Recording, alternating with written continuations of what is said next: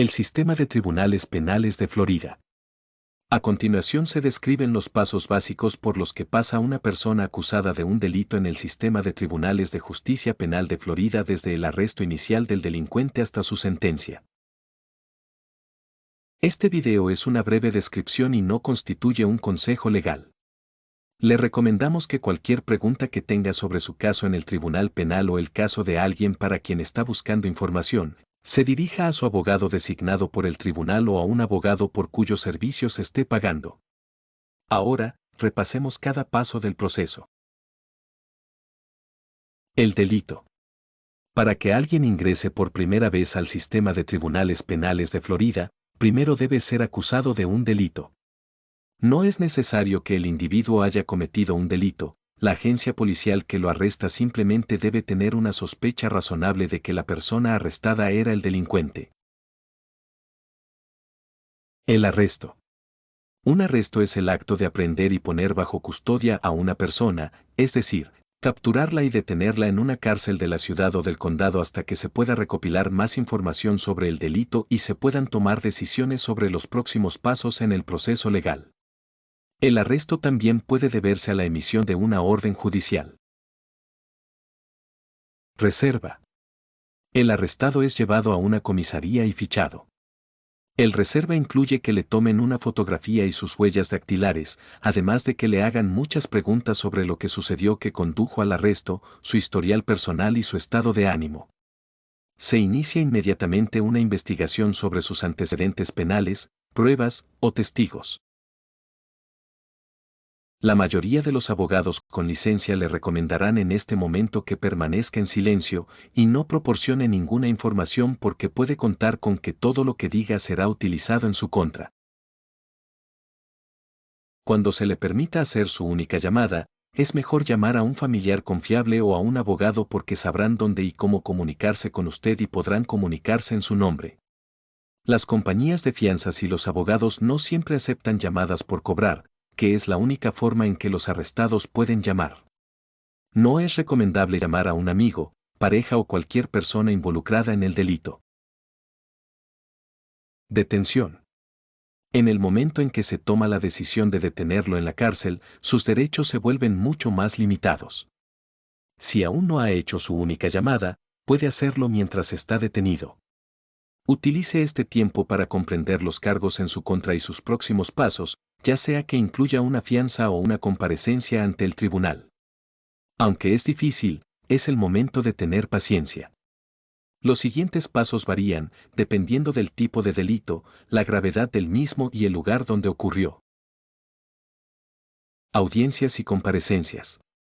Para que los arrestados tengan el debido proceso, que es el derecho a un trato justo a través del sistema judicial normal, las audiencias y comparecencias se llevan a cabo hasta el momento de la liberación o el juicio.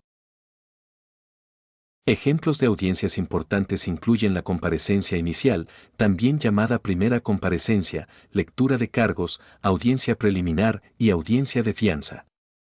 El oficial que lo arrestó, la cárcel, el abogado o el tribunal le informarán al arrestado cuándo y dónde presentarse en las audiencias. El aviso podría estar en papel sin que se lo comuniquen en persona. Corresponde al tribunal decidir si las audiencias se llevan a cabo personalmente en una sala, por teléfono o por videoconferencia. Comparecencia inicial. También llamada primera comparecencia, es la primera vez que el arrestado comparecerá ante un juez. La comparecencia inicial ocurre dentro de 24 a 48 horas con excepciones si el arrestado está en la cárcel y posiblemente más si el arrestado está fuera de la cárcel bajo fianza. En la comparecencia inicial, el juez revisa la información del informe policial como el nombre, la dirección y el presunto delito cometido del detenido. A continuación, el juez informa al detenido de las acusaciones en su contra. El juez puede liberar al detenido si las pruebas en su contra son débiles, pero si existen pruebas suficientes, se establece la fianza.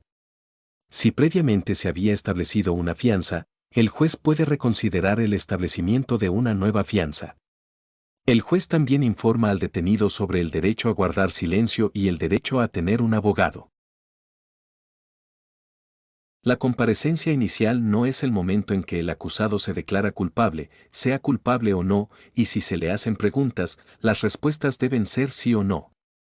Existe una excepción a no declarar culpabilidad en la comparecencia inicial porque a veces la comparecencia inicial puede ser la única comparecencia para delitos menores menos graves. La lectura de cargos. La lectura de cargos puede ser una comparecencia inicial si es la primera vez que un acusado ve a un juez en su caso. Por lo general, también es la primera vez para los acusados que no fueron arrestados pero recibieron una citación o requerimiento. Si el acusado no tiene un abogado, el tribunal puede asignarle uno. Si aún no se ha establecido la fianza, se aborda en la audiencia del Tribunal de Lectura de Cargos, y si se solicita, el juez puede revisar la fianza y cambiarla o mantenerla igual. Algunos lectura de cargos son similares a una primera comparecencia cuando se presentan la fianza, los derechos y los alegatos. Un juez preguntará al acusado si comprende los cargos penales en su contra. Este no es el momento de discutir ni decir nada. Sí o no debe ser la única respuesta. Algunos lectura de cargos son más formales debido a cargos formales presentados por el fiscal o el gran jurado. Se puede pedir al demandado que se declare culpable. En algunos lectura de cargos más formal, el acusado recibe una copia de los cargos penales formales presentados ante el tribunal. Después de que el juez informe al acusado de sus derechos, el acusado o su abogado se declararán culpables de los cargos. Hay 3 opciones de declaración de culpabilidad. El acusado puede decir que es culpable, no culpable o no impugnado, lo que significa que no impugna los cargos pero no admite su culpabilidad. Audiencia preliminar. La audiencia preliminar solo se lleva a cabo si el acusado dijo que no era culpable durante la lectura de cargos o la audiencia judicial inicial y, por lo general, dentro de los 30 días.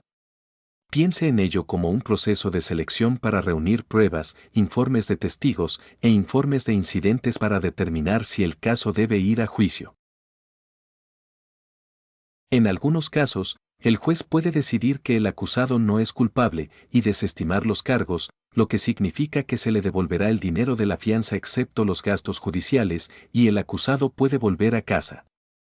El acusado puede rechazar la audiencia preliminar e ir a la cárcel y esperar el juicio. Algunas audiencias preliminares se llevan a cabo por videoconferencia. Procedimientos previos al juicio.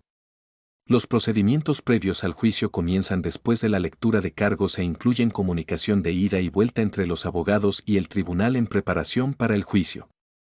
Los procedimientos pueden incluir solicitudes de descubrimiento de pruebas, mociones previas al juicio, o una conferencia previa al juicio. Descubrimiento es el proceso en el que ambas partes, la acusación y la defensa, recopilan información, entrevistan a testigos, solicitan registros, videos y analizan pruebas. Ambas partes deben compartir la información que han recopilado. Esta información no incluye conversaciones entre el arrestado y su abogado. Las mociones previas al juicio son solicitudes formales de algún tipo de acción por parte del tribunal. Por ejemplo, existen mociones para suprimir, es decir, retener información injusta. Mociones de aplazamiento, es decir, retrasar el juicio por diversas razones. Moción para desestimar, es decir, retirar un cargo. O mociones de solicitud de descubrimiento. Una conferencia previa al juicio es una reunión entre los abogados de ambas partes y el juez asignado al caso. Los temas discutidos en las conferencias incluyen el material de descubrimiento disponible, qué pruebas o testigos pueden testificar en el juicio, fechas del juicio o circunstancias inusuales que podrían necesitar ser abordadas. Las conferencias previas al juicio se llevan a cabo en persona o mediante videoconferencia. La mayoría de los procedimientos previos al juicio no requieren la comparecencia del acusado. Este es el momento en que las partes discuten un acuerdo llamado acuerdo de culpabilidad. Acuerdo con la Fiscalía. La mayoría de los casos no van a juicio porque ambas partes llegan a un acuerdo de declaración de culpabilidad, en el que ambas partes intentan llegar a un castigo razonable basado en lo que se aprendió en los procedimientos previos al juicio. Solo se puede llegar a un acuerdo de culpabilidad si el acusado admite que es culpable a cambio de un castigo más leve. La razón por la que deben admitir su culpabilidad es porque no sería justo castigar a alguien que afirma que no es culpable. Si no se llega a un acuerdo de culpabilidad, el caso se lleva a juicio. Juicio. El juicio es donde ambas partes en un tribunal comparten su información frente a un juez o un jurado.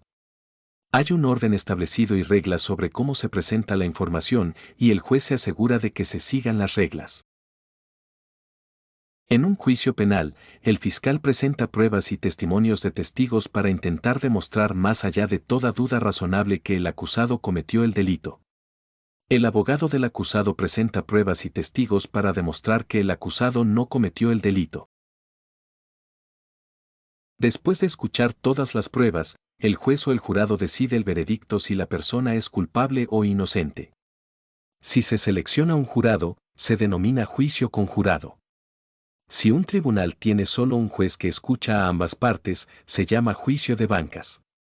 Si el acusado es declarado inocente, es absuelto porque no había pruebas suficientes en su contra y pronto sale de la cárcel o bajo fianza. Si se les declara culpables, el siguiente paso es la sentencia. Sentencia. La sentencia es el castigo que el juez decide que debe recibir la persona. Los jueces utilizan pautas de sentencia escritas por Florida para sugerir un castigo justo por el delito.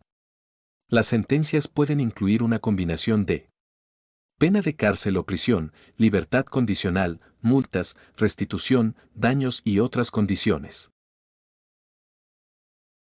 También se puede exigir libertad condicional después de cumplir la pena de cárcel o prisión o en lugar del encarcelamiento. Permite que el acusado regrese a la comunidad bajo reglas o condiciones específicas, tales como restricción de quién o dónde puede visitar el acusado, posible monitoreo con pulsera en el tobillo, reportarse a un centro de tratamiento o a un oficial de libertad condicional. Si una sentencia se considera severa, el abogado del acusado puede solicitar una apelación. Es importante que haga preguntas a su abogado y comprenda los pasos a lo largo del proceso judicial.